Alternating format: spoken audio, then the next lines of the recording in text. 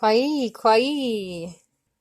We've got second half. This is part 2 of the sound on, nasal O. Now we're going to say yes and no to these people as well. Uh-huh. Kizon wado no. Uh-huh. No kamis. Onda. Nigawes. Uh-huh. No kamis. Onda. Nidon basqua. Onda. Ni suyak. And so practice these up here on the top using uh-huh and onda. So now we're going to learn some new words using the sound besides just uh-huh and onda. Okay, so we have this one right here that's very important. What this means, which is chief or leader. So uliuni Sôgamô, but it would be sôgamô. Sôgamô. So Sôgamô. And that's chief or leader. And so we also need to talk about the sacred tobacco. So we want to say uliuni or ulini, odamo, odamo, odamo for our sacred tobacco. And so you can say that when you pray now, especially if you're a Sôgamô. We should be knowing these words for some of our prayers and for some of our ceremonies. So another very important word that we should be saying or knowing right away is oma, oma, and that's fish. There's other words for fish as well. And then this is also going to be a root word for like the verb to fish or fishing or fish. It's always going to be a root word for something talking about fish. And fish is a very important food source for us, especially as coastal Dawnland people. And so it's also river fish that we're eating as well. So this is a very important word to know right away because it's one of our foods, right? And then we want to know fox. So wonkwisis, wonkwisis, wonkwisis, wonkwisis, wonkwisis, and siomo, siomo, siomo is hawk. That's going to be a bird of prey. We have different words for different birds, but that can be used as a word for bird of prey. And I just want to say that I was very blessed to meet a Sôgamô that was also a siomo this year. Sôgamô is chief, and that he's also a siomo. His name is Hawk. I actually think he has a longer name than just Hawk, but he is sometimes called Hawk or siomo. And I was able to give him odamon, so tobacco, sacred tobacco, several times, and that was a blessing for me to be able to respect my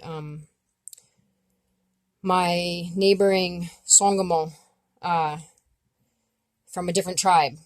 Maybe he was from a different tribe, but I got to meet him at an event, and I was very blessed to be able to talk with him a couple of days in a row and then see him at some other events.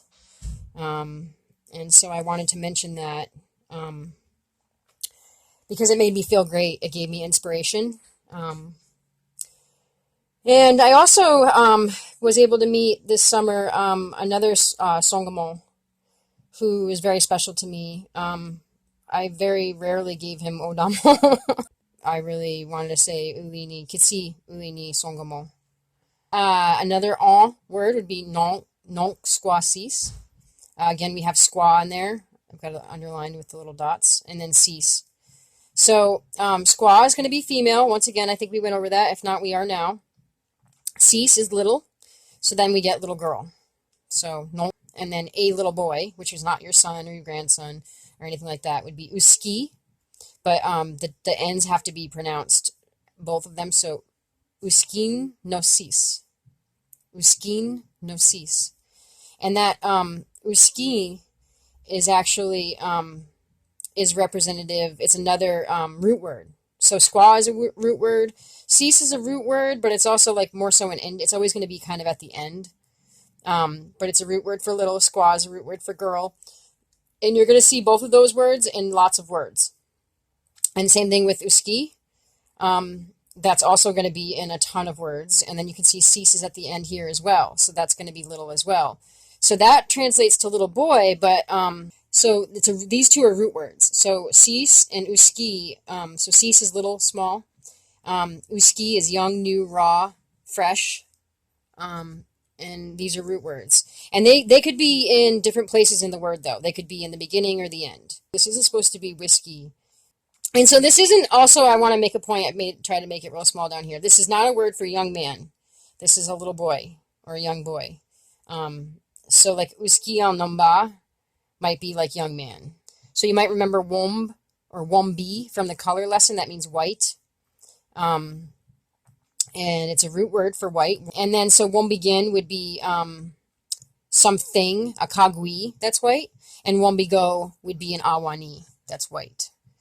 So this would be like someone, somebody, awani, wombigo.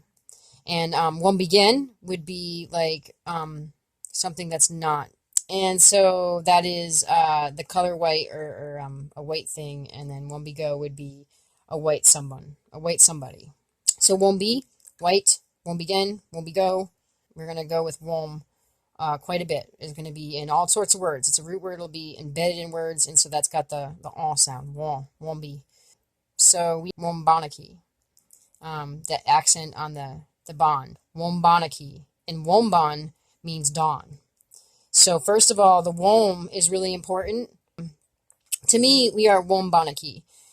Because it means dawn. So we are the people of the dawn. Ki meaning land, or dawn land, sorry, dawn land. That's ki. Ki being land. So we are the wombon, which is dawn. And so we're the people of the dawn land. And so that's why it's wombon or wombonaki. And then a couple of other ones. I think we learned ondakagui during part 1 of 2. So ondakagui is you're welcome. It's a humble way of saying you're welcome. It means, literally translates to it's nothing or not that. So not that, but it means you're welcome. That's the community way of saying you're welcome. So anyway, last couple of words, pongwas, pongwas, which means moon. So if you're having a full moon ceremony, now you know it if you didn't see that one yet for ceremonies. Son ki posit, kizos, because you need to know about your moon ceremonies and your sunrise ceremony, right? So that's sunrise. Son ki posit kizos. And so that's going to be the end of lesson part 2 of 2. And so remember to practice these guys up here, doing onda and aha. And then when you're done with those, practice these here. Practice Sôgamô, Odamo, practice Oma, Siomo, practicing Ulini, Sôgamô, practicing Kwai, Siomo. So, okay, well, Ulini, Kitsi Ulini, Nidombak.